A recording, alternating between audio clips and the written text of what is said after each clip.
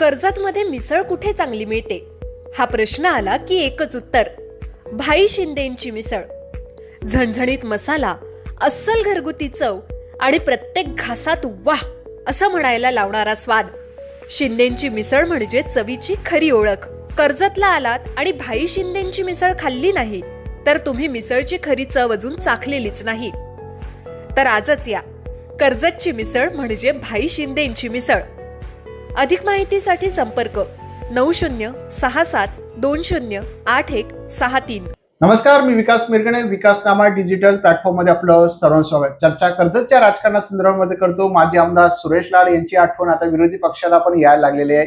मग हारे बोलले, भरत भगत बोलले, सुरेश लाड बरे होते. कर्जत मतदारसंघात नेमकी काय चाललंय, सुरेश लाड सध्या काय करतायत, याच अनुषंगाने आपण चर्चा करतोय. नगरपालिकेत झालेला पराभव त्यानंतर सुरेश लाडांचा दिनक्रम कसा आहे, कर्जतच्या राजकारणापासून सुरेश लाड का बाहेर गेले, याच अनुषंगाने आपण चर्चा करतोय. भाजपामध्ये नेमकी काय, याच अनुषंगाने आपण सुरेश लाडांना बोलतं करण्याचा प्रयत्न करतोय.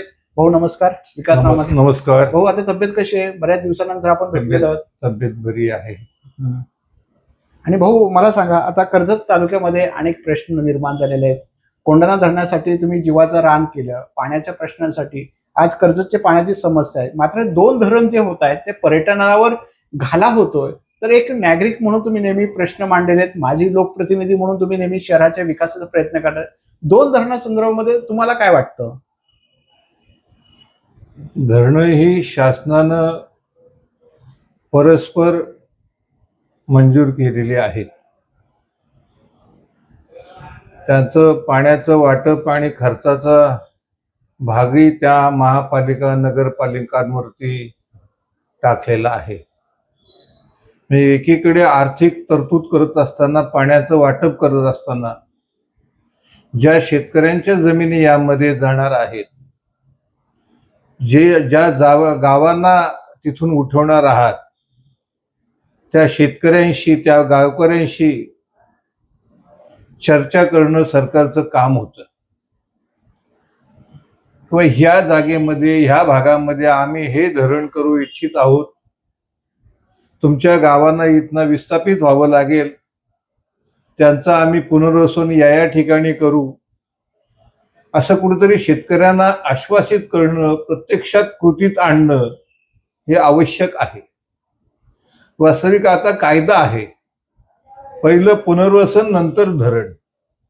परंतु या कुठल्याही गोष्टी या दोन्ही धरणांच्या बाबतीमध्ये शासनाकडनं पाळलेल्या नाहीत. ती धरणं परस्पर घोषित झाली, परस्पर त्यांचं वाटप केलं गेलं पाण्याचं, आणि शेतकरी मात्र अंधारात आहेत. हा एक कर्जत तालुक्यातल्या शेतकऱ्यांवरती, मग त्या भागातल्या आदिवासी असतील, बिगर आदिवासी असतील, त्या सर्वांच्या वरती फार मोठा अन्याय होणार आहे. आणि म्हणून तिथल्या लोकांनी विरोध केलेला आहे, तो योग्य आहे. पण 2 धरणं आज होत आहे. पर्यटनावर एवढा मोठा, तुम्ही अनेक वर्ष पर्यटन जमलं, पर्यटनावर तुम्ही अनेक वेळा बोललेला हाऊसमध्ये माथेऱ्यांच्या. आता हे पर्यटन जे आहे सगळंच टोरंटो प्रकल्प येत आहे. 2 धरणं जे कर्जत फार्म हाऊस संस्कृती, ती आता कुठेतरी डबघाईला जाणार या सगळ्या परिस्थितीवर. होय, शासनाला जर का पाण्याची आवश्यकता असेल, महापालिकांना पाणी द्यायचं असेल, तर शेतकऱ्यांच्या समोर योग्य असं पॅकेज ठेवलं पाहिजे. म्हणजे ज्यांच्या जमिनी जाणार आहेत, ज्यांची घरं जाणार आहेत, ज्यांचं पुनर्वसन केलं जाणार आहे, त्यांना कुठे तुम्ही जमीन देणार आहात, कुठे प्लॉट देणार आहात, त्या जमिनी तुम्ही कुठे, त्या शेतकऱ्यांना पसंती त्यांची विचारलीत का, जमिनीचे भाव काय असणार आहेत, आणि ज्या प्रमाणामध्ये तुम्ही पाण्याचं वाटप केलेलं आहे त्याचप्रमाणे तिथल्या शेतकऱ्यांच्या, प्रकल्पग्रस्तांच्या वारसांना नोकऱ्या त्वरित मिळाल्या पाहिजेत. अशा प्रकारची एक स्पष्ट भूमिका राज्यामध्ये आपण सुरू असावी, अशा तऱ्हेची मागणी अनेक वर्षे केली होती. परंतु आता आपण काय बोलू शकत नाही. आपल्याला काय आता लोकप्रतिनिधी म्हणून बोलण्याचा कुठलाही अधिकार नाही. लोकांचा मोठा आक्रोश आहे. ह्या आक्रोशाला वाचा फोडण्याचं काम मग कर्जतमध्ये 18 तारखेला झालेलं आंदोलन असेल, त्या दोन्ही धरणाच्या परिसरातल्या शेतकऱ्यांनी काढलेला प्रचंड मोर्चा असेल, याकडे अजूनही शासनानं कुठे लक्ष दिलं नाही, त्या शेतकऱ्यांशी चर्चाही केली नाही, हे सगळ्यात मोठं दुर्दैव आहे. पर्यटनाचं नुकसान होणार आहे, गावं विस्थापित होणार आहेत, हेही अगदी महत्वाचं आहे. पण ज्या ठिकाणी शासनाला धरण घ्यायचं आहे तिथल्या शेतकऱ्यांशी कुठेतरी चर्चा करणं गरजेचं आहे, त्यांच्याशी बोलणं गरजेचं आहे. हे शासनानं धोरण का स्वीकारलं नाही, हा एक मला पडलेला मोठा प्रश्न आहे. सर, टोरंटो सारखा प्रकल्प येतोय जिथे पोटलपाली, तिथे सुद्धा निसर्ग, साई डोंगर आहे, तो सुद्धा जल प्रकल्प, वीज विद्युत प्रकल्प असल्यामुळे तिथे सुद्धा डोंगर जो आहे सगळा पोखरून जाणार आहे. तुम्ही आम्ही श्वास आता घ्यायचा कुठे? सगळ्यात महत्वाचं ते आहे की फार मोठ्या प्रमाणामध्ये वन खात्याची जमीन त्या ठिकाणी टोरंटोमध्ये जाणार आहे. खाजगी जमीन ते निगोशिएट करून घेत आहेत, परंतु वन खात्याची फार मोठ्या प्रमाणामध्ये जाणारी जमीन जी आहे त्याला पर्यायी जमीन कोकणामध्ये आणखीन कुठेतरी दिलेली आहे. खरं म्हणजे ज्या तालुक्यामध्ये तुम्ही एवढं मोठं वृक्षतोड करणार आहात, इथलं पर्यावरण बिघडवणार आहात, तर याच तालुक्यामध्ये कुठेतरी तुम्ही त्याच्या परिसरामध्ये ती जमीन घेऊन त्या ठिकाणी वृक्ष लागवड करणं आणि संगोपन करणं, संवर्धन करणं हे गरजेचं असताना, म्हणजे आग रामेश्वरीनं बंब सोमेश्वरी, झाडं इथली तोडणार, जंगल इथलं नष्ट करणार, पर्यावरण इथलं बिघडवणार आणि हे कोकणामध्ये झाडं लावणार, हे काही पटत नाही. म्हणजे आपली झाडं रत्नागिरी नाही, म्हणजे आम्ही रत्नागिरीला श्वास घ्यायला जावं लागेल मला उद्या. चुकीचं आहे. ज्या तालुक्यामध्ये एवढी मोठी वनसंपदा नष्ट केली जाणार आहे, प्रकल्पाची शासनाला गरज असेल तेवढीच झाडं, तेवढंच मोठं वृक्षारोपण या ठिकाणी अगोदर करणं गरजेचं आहे. म्हणजे ज्यावेळेस कोंढण्याकरता आपण जागा दिली त्यावेळेस सुद्धा सोलापूर डिस्ट्रिक्टमध्ये ती जागा त्या एजन्सीने घेतली आणि त्या ठिकाणी सरकारनं पैसे भरले. त्यावेळी जलसंपदा विभागाकडे ते काम होतं आणि वृक्ष लागवडीपासून तर पुढे 10 वर्ष त्याची निगा राखेपर्यंत, वाढेपर्यंत त्यावरती होणारा खर्च सुद्धा त्यांच्याकडनं घेतला गेला. हीच आपली मागणी आहे की वृक्षतोड जर इथली होणार असेल तर ती वृक्ष लागवड या ठिकाणी तालुक्यामध्ये व्हायला हवी, आजूबाजूला व्हावी आहे. म्हणजे लोकांचा जो काही आज त्यावरती राग व्यक्त केला जातोय तो चुकीचा नाही. पर्यावरण प्रेमी असतील किंवा सामान्य माणूस असेल, म्हणजे पर्यावरण प्रेमींनाच फक्त पर्यावरण हवंय आणि सामान्य माणसाला पर्यावरण नकोय का? तर आपल्याला जर का जगायचं असेल, भावी पिढी जर का आपल्याला या ठिकाणी ठेवायची असेल आणि पुन्हा या ठिकाणी आपल्याला पर्यटनाला चालना द्यायची असेल, तर ही सगळी वनसंपदा ह्या तालुक्यामध्येच, परिसरामध्ये कुठेतरी निर्माण केली गेली पाहिजे आणि याचं प्लॅनिंग असलं पाहिजे. धरणामध्ये तुम्ही ज्या प्रकल्पामध्ये झाडं नष्ट करण्याच्या अगोदर ती लागवड झाली पाहिजे, यावरती खऱ्या अर्थानं मागणी आपली आहे. वेगवेगळ्या प्रकारे सर्व पक्षांनी मागणी केलेली आहे, परंतु कुठे त्यांच्या मागणीला दाद दिली जात नाही असं वाटतंय. एकीकडे तुम्ही कर्जतच्या पाण्यासाठी भांडत होता, हे धोरण जरी धरण आहे ते लोकांसाठी येत आहेत, आपल्याला पाणी नाही. कोंढाणा धरण तुम्ही त्यावेळेला सरकारकडे भीक मागत होता, हे आम्हाला करून द्या. आता धरण 2 होत आहेत, ते आम्हाला होत नाही आणि पाणी मिळणार नाहीये. मग सरकार जिथं धरण अपेक्षित होतं ते देत नाही आणि लोकांसाठी धरण देतं. ही सरकारची भूमिका कशी पाहताय? कोंढाणे धरणाची मागणी जी होती गेली 40-50 वर्ष या विभागातल्या लोकांची होती. कोंढाणे धरण झालं तर 12 महिने नदीला पाणी राहील आणि आजूबाजूच्या गावांना पाणी मिळेल, शेतीला पाणी मिळेल, अशा प्रकारची अपेक्षा होती. आणि राज्य सरकारनं धरण जेव्हा मंजूर केलं त्यावेळेस आपल्याकरता फार मोठा कोटा राखून ठेवलेला होता. म्हणजे त्यावेळेस राज्य सरकार हा निधी खर्च करणार होते. परंतु 14ला सरकार गेल्यानंतर त्यावेळच्या मुख्यमंत्र्यांनी हे धरण सिडकोला दिलं. त्यावेळेस आम्ही विरोधात होतो, आवाज उठवण्याचा प्रयत्न केला, परंतु कोणी आमच्या स्वपक्षाच्या किंवा सरकारमधल्या लोकांनी त्याकडे तेवढं लक्ष दिलं गेलं नाही. कारण कोंढाणे धरणावरनं जो काही वाद झाला होता, जो काही त्यावेळच्या मंत्री महोदयांना त्रास झाला होता, तो कोंढाणे ह्या 3 अक्षरावरनं झाला होता. वास्तविक त्याची वस्तुस्थिती कोणीही समजून घेतली नाही आणि सरसकट सगळ्यांनी कोंढाण्याच्या नावानं सरकारला आणि बदनाम त्यावेळच्या आमच्या मंत्री महोदयांना टीकेचं लक्ष केलं, झोडपून काढलं गेलं आणि त्यावेळेस म्हटलं गेलं की 70,000 कोटीचा भ्रष्टाचार झाला. वास्तविक आता त्या वर्षापर्यंत संपूर्ण जलसंपदा विभागाचा खर्च महाराष्ट्र राज्याची निर्मिती होऊन 42,000 कोटीच्या पलीकडे कधी झालेला नव्हता, म्हणजे नोकरांचे पगार धरून सुद्धा.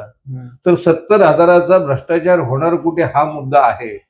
परंतु कसं असतं की एकदा ती टीका करायला सुरुवात झाली की मग सगळ्यांच्या तोंडी ते शब्द येतात आणि 70,000 कोटी म्हणून तशा प्रकारे झोडपलं गेलं आणि फार मोठ्या प्रमाणामध्ये मग त्यावेळचे मंत्री महोदय तटकरे साहेब असतील, त्यावेळचे उपमुख्यमंत्री आणि आमचे मार्गदर्शक त्यावेळचे अजितदादा असतील यांना याचं फार मोठं टीकेचं लक्ष केलं गेलं आणि त्यावेळचे मग मुख्यमंत्री पृथ्वीराज चव्हाण साहेब होते. आम्ही त्यांना पायी दिंडी मोर्चा काढून खूप मोठी लोकांची संख्या घेऊन तिकडे भजन करत आम्ही गेलो, परंतु पृथ्वीराज चव्हाणांना पाझर काही फुटला नाही आणि त्यांनी नियमावरती बोट ठेवून, कायद्यावरती बोट ठेवून ते धरण करण्यास नकार दिला किंवा होकारही दिला नाही आणि फार मोठं नुकसान त्यावेळेस तालुक्याचं झालं गेलं. आणि नंतरच्या काळामध्ये एक इतकी बदनामी येत गेली की 14 साली राज्याची सत्ता सुद्धा गमवावी लागली. 19 साली शासन पुन्हा महाविकास आघाडीचा आल्यानंतर त्यावेळचे जलसंपदा मंत्री आणि आमचे नेते त्यावेळचे तटकरे साहेब, अजितदादा यांच्याही कानावरती ही गोष्ट सांगितली की अगोदरच्या सरकारनं हे जरी सिडकोला धरण दिलं असेल तर ते चुकीचं आहे, हे राज्य सरकारनं करावं. आमच्या तालुक्याची पाण्याची गरज भागून तर एक नैसर्गिक उंचीवर असणारं ते धरण आहे. कितीही मोठा दुष्काळ आला, उद्या टाटाचं पाणी जरी दुर्दैवानं बंद झालं तरी संपूर्ण तालुक्यामध्ये कोंढाणे धरणाचं पाणी फिरवता येईल इतक्या उंचीवरती ते असल्यानं त्या धरणाचं एक वेगळं महत्त्व आमच्या दृष्टीनं आहे. तर पुन्हा हे राज्य सरकारनं घ्यावं. परंतु ज्या धरणावरनं एवढी मोठी किंमत ह्या नेत्यांना मोजावी लागल्यामुळे त्यांनी सांगितलं हा विषय आम्ही आता काही पुढे नेऊ शकत नाही. पवार साहेबांनाही भेटून सांगितलं. पवार साहेबांनी सांगितलं, मी म्हटलं आपण मुख्यमंत्र्यांना हे सांगावं. ते म्हणाले आपण जयंत पाटलांना सांगू. जयंत पाटलांची वेळ घेतली, त्यांना भेटायला गेलो. सबंध दिवस त्यांच्याकडे बसून राहिलो. ते काही वेळ ऑफिसमध्ये यायचे, पुन्हा कुठे मीटिंग असेल तिथे जायचे आणि संध्याकाळी जेव्हा 6 वाजले त्यावेळेस त्यावेळेस तत्कालीन PS यांनी सांगितलं आमदार साहेब. मी म्हटलं अरे मी आमदार नाही, माझे आमदार आहे. म्हणाले असू द्या, पण साहेब जायला निघालेत, भेटून घ्या, तुम्ही अख्खा दिवस थांबलेला, तुम्हाला वेळ दिलेली आहे. लिफ्ट जवळ जाऊन मी जयंत पाटलांना थांबवलं आणि सांगितलं की 5 मिनिटं आपण मला वेळ द्या. म्हणाले बोला, आता मला आता वेळ नाहीये. लिफ्टचा दरवाजा उघडा असताना त्यांनी चर्चा केली आणि म्हणाले एवढं 2-2.5 कोटी रुपये मी कुठनं माझ्या विभागाकडनं देऊ. माझ्या खात्याला जेमतेम 6-6.5 कोटी रुपये अर्थसंकल्पात मिळतात. म्हटलं आपल्याला एवढ्या पैशाची गरजच लागणार नाही. सिडकोनं यावरती जी रक्कम खर्च केली ती सिडकोच्या नावावरती आपण राज्य सरकारनं लिहून ठेवायची आहे. आणि एवढी मोठी आपण वन खात्याची जमीन, राज्य शासनाची जमीन, शेतकऱ्यांची जमीन, अगोदरचा खर्च सगळा राज्य सरकारनं केलेला आहे. आणि त्यावेळेस आम्ही जी काही सहकार्याची भावना व्यक्त केली होती, पूर्ण सहकार्य आम्ही देऊ केलं होतं. ते कर्जत तालुक्याला पाणी राज्य सरकार देईल तर राज्य सरकार हे मायबाप असतं. सिडको आम्हाला नीट पुढे वागणूक देणार नाही, कारण मोरवे प्रकल्पावरनं आम्हाला अनुभव आलेला आहे की आता त्या आवारामध्ये गेटच्या आतमध्ये सुद्धा आपल्याला जाऊ देत नाही. म्हणजे ज्या मोरबे धरणाच्या कामाकरता मंजुरी करता आपण जीवाचं रान केलं होतं, तिथे आपल्याला सुद्धा आता कोण ओळख देत नाही, की नवी मुंबई महापालिका सुद्धा कुठे आपला उल्लेख करत नाही. म्हणजे त्याची कोणाला जाणीव राहत नसते. तर आमचं धरण हे राज्य सरकारनंच केलं पाहिजे अशा तऱ्हेची आग्रही मागणी केली, परंतु त्यांनी स्पष्टपणे नाकारलंय. आणि मी समजून गेलो की आपल्याला या ठिकाणी काही न्याय मिळू शकत नाही. मग गप्प बसण्याशिवाय पर्याय राहिला नाही. तुम्ही दादांचा उल्लेख केला. पहिल्या ज्यावेळेला उपमुख्यमंत्री झाले त्यावेळेला पहिल्या निवासस्थानी तुम्ही गेले होते. दादा आपल्यातून निघून गेले. जेव्हा अजित पवार गट स्थापन झाला पहिला फोन तुम्हाला होता. दादांबद्दल काय सांगाल? एक जवळचा नेता, एक तुम्हाला खूप मानणारा, ते तुम्हाला मानत होते. कसं पाहता याच्याकडे? खरं म्हणजे राष्ट्रवादीमध्ये प्रवेश केल्यापासून मी आणि तटकरे साहेबांनी आम्ही बरोबर प्रवेश केला आणि आमचं पालकत्वच खऱ्या अर्थानं अजित दादांनी त्यावेळेस घेतलं. म्हणजे जेवले की नाही, नागपूरमध्ये थंडी आहे, तुम्हाला या ठिकाणी असं शर्ट पॅन्ट वरती राहून चालणार नाही, स्वेटर घालून या, असं एक कुटुंबातला मोठा माणूस जे समजून सांगतो तसं ते सांगायचे, हक्काने सांगायचे. ते दुपारच्या जेवणापासून रात्रीच्या जेवणापासून ते आणि तटकरे साहेब काळजी घ्यायचे. मी शाकाहारी असल्यामुळे ती व्यवस्था अतिशय चांगल्या प्रकारे करायचे. दादांच्या कार्यालयामध्ये श्रीधर नावाचे कर्मचारी होते, मला वाटतं आता ते हयात नाहीयेत. ते विधानसभेच्या लॉबीमध्ये येऊन हात जोडून सांगायचे, दादांनी आमदार साहेब दादांनी आपल्याला जेवायला बोलवलेलं आहे, चला आपण. असे प्रत्येक आमदाराला दादांनी बोलवलं म्हणून सांगायचे. असं दादांच्या सहकाऱ्यांकडून अगदी भोजनापासून तर सारी व्यवस्था, तालुक्याच्या विकास कामामध्ये लागणारा निधी असेल, वेगवेगळ्या मंत्री महोदयांकडे थांबलेलं काम असेल, या साऱ्यामध्ये दादांची खूप मदत व्हायची. आज ते आपल्यामध्ये नाहीत. दुर्दैवानं त्यांना 28 जानेवारीला ईश्वरानं आपल्यातून हिरावून नेलेलं आहे. त्याचं अतीव दुःख महाराष्ट्रातल्या साऱ्यांनाच झालेलं आहे. मी त्या बाबतीमध्ये निश्चितपणे दुःखी आहे. आता कर्जत मतदारसंघात सुरेश लाडांची आठवण येते, तुमच्या घारेंना येते, भरत भगतांना येते, कर्जतकरांना आठवण येते. तुमच्या 3 टर्म आमदारकीची जाणीव उणीव कर्जतकरांना भासते. आता आपण 77 सालापासून राजकारणामध्ये काम करत राहिलो. 78ला ग्रामपंचायतचा सदस्य झालो, 81ला सरपंच झालो, 92ला तालुक्याचा सभापती झालो, 99 पासून आमदार राहिलो. 4 साली पराभव झाला असेल तरी आमदारकीपेक्षा जास्त त्या टर्ममध्ये तटकरे साहेब असतील, अजितदादा असतील आणि पक्षाचे नेतृत्व मंत्रीगण असतील, यांनी खूप प्रेम केलं आणि आमदारकीपेक्षा चांगला कार्यकाळ तोही गेला. नंतर 2 वेळा आमदार झालो. जास्तीत जास्त जनसंपर्क ठेवणं, लोकांची कामं करणं आणि एक वेगळी नाती लोकांशी निर्माण झालेली होती. जातीपातीच्या धर्माच्या पलीकडे मी सगळ्यांशी संबंध अतिशय विनम्रपणे निर्माण केलेले होते. त्यामुळे लोकांना आठवणी येत राहील, स्वाभाविक आहे ते. पण तुमच्या नेतृत्वाची आज जाणीव सगळ्यांनाच भासते. बिहार होत नाही. सुरेश लाड शांत संयमी व्यक्तिमत्व आहे. आता आपण शांत संयमी राहिलो, त्यात आपला स्वभाव तो आहे. नेतृत्वाची आपल्यावरती असणारी ती कृपा असेल, आपण लोकांना न्याय देत गेलो म्हणून लोकांना कदाचित आठवण येत असेल.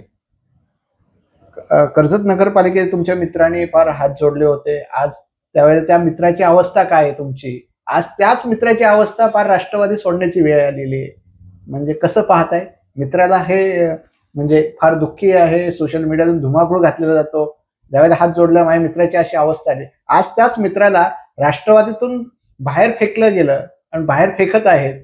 तर मित्राच्या मदतीने तुम्ही जाताय की मित्राचं कवित्व कसं जाणतोय? आता मी कुठेही राजकारणामध्ये सक्रिय नाहीये आणि ज्या नेतृत्वाखाली आपण काम केलं त्यांनी भले आपल्यावरती 4 शब्दांची जरी टीका केली असेल तर त्याचा राग मानण्याचं कारण नाही.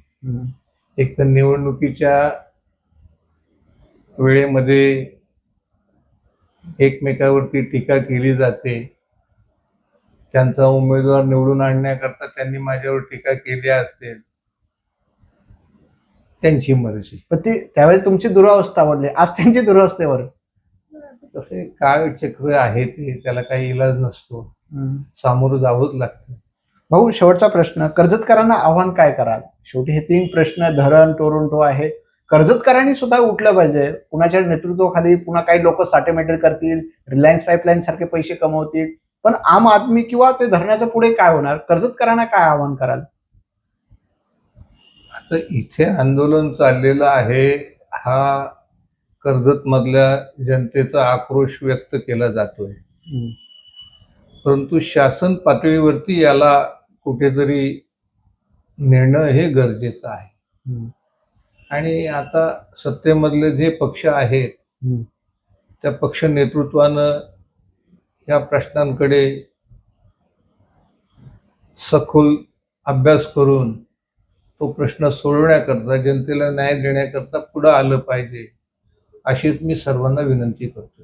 ओके, हे होते सुरेश लाड यांनी दिलखुलास गप्पा चर्चा केलेली आहे. प्रत्येक भूमिका. भाऊ सर, शेवटचा एक प्रश्न पुन्हा एक. विलासराव, आर पाटील हे सगळे तुमचे जवळचे होते. ते आता 3 महत्वाचे राजकारणी निघून गेले. विलासरावांचंही तुमचं प्रेम जास्ती होतं. आर पाटील तर तुम्हाला खूप मानणारे होते.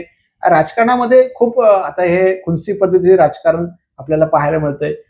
जे दिग्गज नेते आहे, दिलदार, दिलखुलास, हे सगळं राजकारणात एक एक निघून चाललेलं आहे. पुढचं राजकारण कसं होतं? आमच्यासारख्या पिढीला जर शिकायचं असेल की एखाद्याला जायचं असेल किंवा अभ्यास करायचा असेल पत्रकारितेचे, खुनसीचं राजकारण खूप सुरू आहे सगळीकडे राज्यामध्ये. ते महाराष्ट्राचं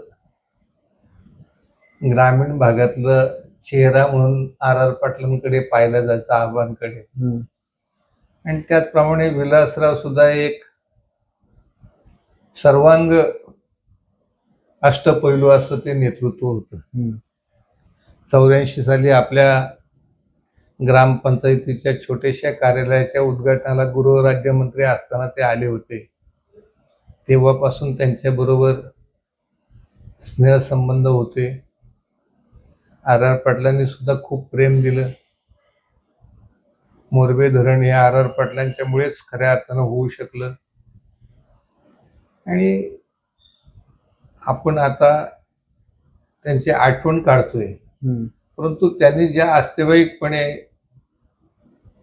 आपली चौकशी करून पराभूत झाल्यानंतर अगदी रस्त्यावरती ट्रॅफिकमध्ये सुद्धा गाडी थांबवून गाडीतनं उतरून, सुरेश भाऊ कसं काय चाललंय, काय चाललंय, अशा प्रकारे विचारपूस करणारं ते एक नेतृत्व होतं. कुटुंबातलं एक व्यक्ती जसं आपल्याला वाटतं तसंच त्यांचं नेतृत्व होतं. अनेकदा ते आपल्याकडे आले होते. नवी मुंबई असेल, कल्याण, डोंबिवली, कुठेही कार्यक्रम त्यांचा असला की शुक्रवारी जाण्याकरता ते कर्जतला मुद्दा म्हणून ट्रेनमध्ये बसण्याकरता, सांगलीला जाण्याकरता यायचे. गाड्यांचा ताफा घेऊन ते जात नव्हते. आणि मग इथे 2-2.5 तास ते आमच्या बरोबर चर्चा करायचे, समजून घ्यायचे. एक वेगळं असं त्यांचं नेतृत्व आम्ही पाहिलं. दुर्दैवानं तेही आपल्यातून लवकर गेले. विलासराव देशमुख साहेबांचं सुद्धा खूप लवकर आपल्यातून निघून जाणं झालं, हे महाराष्ट्राचं आणि देशाचं खूप मोठं नुकसान आहे. ज्याप्रमाणे अजितदादांच्या जाण्यानं, असं तिघांच्याही जाण्यानं, अकाली जाण्यानं, म्हणजे त्यांचं हे काही जाण्याचं वय नव्हतं, परंतु आले देवाजीच्या मना, तिथे कुणाचेही चाले ना. विलासरावांनी तुम्हाला फ्लॅट देऊ केला होता, मग पत्र तुम्ही फ्लॅट घ्या मुंबईमध्ये राहण्यासाठी, कर्जतून कशाला येतात, तरी तुम्ही नाकारला. काय गरज आहे आपल्याला कर्जतून येतो म्हणून? त्यावेळी त्या काय आठवणी होत्या? त्यावेळेस मुख्यमंत्री कोट्यातून फ्लॅट दिले जायचे. जे कोणी आपले कार्यकर्ते, मित्र, परिचय त्यांना फ्लॅट घ्यायचा असेल तर ते यायचे. माझं पत्र घेऊन मी मुख्यमंत्री म्हणून विलासराव साहेबांच्याकडे जायचो आणि त्यांना विनंती करायचो आणि ते विनंती मान्य करायचे. एक दिवस असं बोलता बोलता बोलले ते, सुरेशराव खूप लोकांना फ्लॅट दिले, आता स्वतःचाही फ्लॅट घ्या. तेव्हा म्हटलं माझी काही तेवढी परिस्थिती नाही आणि मला काही लांब नाहीये कर्ज. तर त्यांच्या पिढीला त्यांनी बोलावून सांगितलं की लाड साहेबांना कुठे असतील ते फ्लॅट दाखवा आणि बाकी व्यवस्था आपण करू, इथपर्यंत त्यांनी सांगितलं. मी त्यांच्याकडे उदारपणा होता, एक वेगळी जाण होती. त्या भावनेतून त्यांनी जरी बोललं तरी आपल्याला काही तशी घेण्याची इच्छा झाली नाही, कारण अखेरला ते युतीचं म्हणजे आघाडीचं सरकार होतं. त्यामुळे एका मर्यादेपर्यंत आपण राहिलं पाहिजे ही मनाची जाणीव होती. सरकारवरती जेव्हा फार मोठं संकट आलं होतं, ते संकट दूर करण्याकरता सुद्धा मी आदरणीय पवार साहेबांच्या, अजितदादांच्या मार्गदर्शनाखाली, तटकरे साहेबांच्या मार्गदर्शनाखाली विरोधी गोटामध्ये जाऊन त्यांनी त्यांच्या सर्व बातम्या काढून ते देण्याचं काम केलं आणि सरकार वाचवण्याकरता त्याची खूप मदत झाली. त्यामुळे भुजबळ साहेबांपासून सगळ्यांना ती जाणीव होती. आणि तुमचे गणेश नाईकांशी सुद्धा संबंधित आले होते, तुम्हाला गाडीत घेऊन चालले होते, त्यांच्याबद्दल काय सांगा? दादांचेही माझे अतिशय चांगले संबंध आहेत. हे होते सुरेश लाड. त्यांनी दिलखुलास आपल्याशी चर्चा केली, संवाद साधलाय, कर्जतकरांना आव्हान सुद्धा केलेलं आहे पर्यावरणासंदर्भामध्ये. खूप खूप आभारी. नमस्कार. तुमच्या जाहिरातीसाठी एक संधी मोठ्या प्रेक्षकांपर्यंत पोहोचवा. व्यवसाय असो किंवा इव्हेंट, विकासनामासोबत जाहिरात करा. स्क्रीनवरील नंबरवर आजच संपर्क करा. विकासनामा, तुमचा आवाज, तुमची जाहिरात. तसंच विकासनामाला सबस्क्राईब करा आणि अपडेटेड रहा.